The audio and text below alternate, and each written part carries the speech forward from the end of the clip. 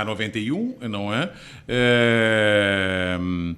E a verdade, e isso nós afirmamos textualmente no nosso ensaio no livro sobre os Estados Unidos, a queda do muro, a fim da União Soviética, enfim, a vitória, sobretudo na Guerra do Golfo, não é?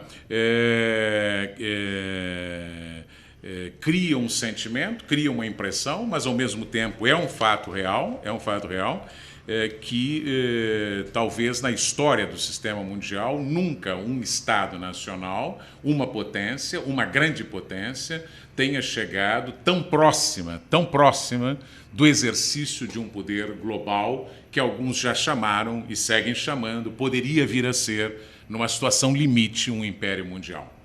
Não foi, não é, tá certo? Mas é, sem dúvida nenhuma, o poder global mais extenso que já foi exercido por caminhos relacionais ou estruturais, para usar as expressões da Suzanne Strange. Isto é, pela via direta, ou, segundo na linguagem de um assessor do Tony Blair, né, pela lei da selva ou pela lei do mercado e da economia global, tá certo? Sem dúvida nenhuma, é o país que mais longe chegou nessa caminhada. Seja pela extensão da sua implantação militar, que eu quantifiquei rapidamente na minha segunda aula desse curso, não é? Isso os acordos militares com 130 de 190 países do mundo, 700 e tantas bases fora dos Estados Unidos, 500 mil de soldados, enfim, um implante militar que não importa pelas quantidades massivas, importa pelo mapeamento, não é? E a localização desta rede de poder militar. É uma infraestrutura de poder militar indiscutivelmente global. Ela não tem presença interna na China, na Índia, na Rússia, evidentemente. Não é? Mas ela tem praticamente todas as fronteiras, separando a Rússia da China, a China da Índia e a Alemanha da Rússia, absolutamente cercadas. Inclusive, a estratégia é muito óbvia para quem olha a distribuição das bases, enfim, não é?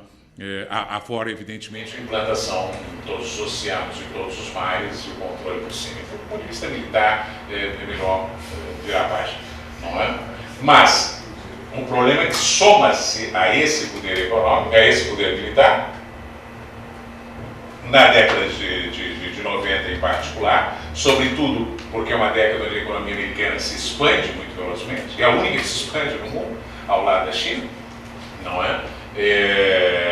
Se expande velozmente, é o período, digamos, a década onde a abertura do mundo do leste, entende, desregula mais e mais os mercados, com um efeito dominó, e, portanto, é a década que se pode dizer, a de 90, que a moeda americana vira uma moeda internacional global, né?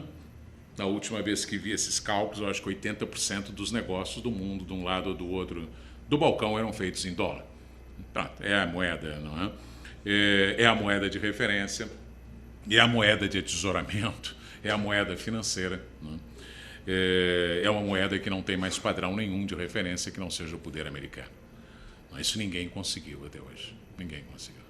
Segundo lugar, é uma moeda cujo suporte, em última instância, não é ouro, não é prata, não é cobre, é a dívida pública, são os títulos da dívida pública americana, tá certo? Que é, a sua vez, o principal ativo financeiro de todos os governos do mundo. E é nesse sentido que nós já dissemos muitas vezes que a globalização, na verdade, ao contrário do que pensam alguns filósofos e alguns economistas, sejam marxistas, sejam liberais, não é uma globalização do capital. Certo? A globalização é a globalização de um Estado nacional que consegue, por caminhos vários, entende, que sua moeda, o seu sistema de crédito, as suas finanças e o seu sistema tributário se estendam a todo mundo. A todo mundo. Certo?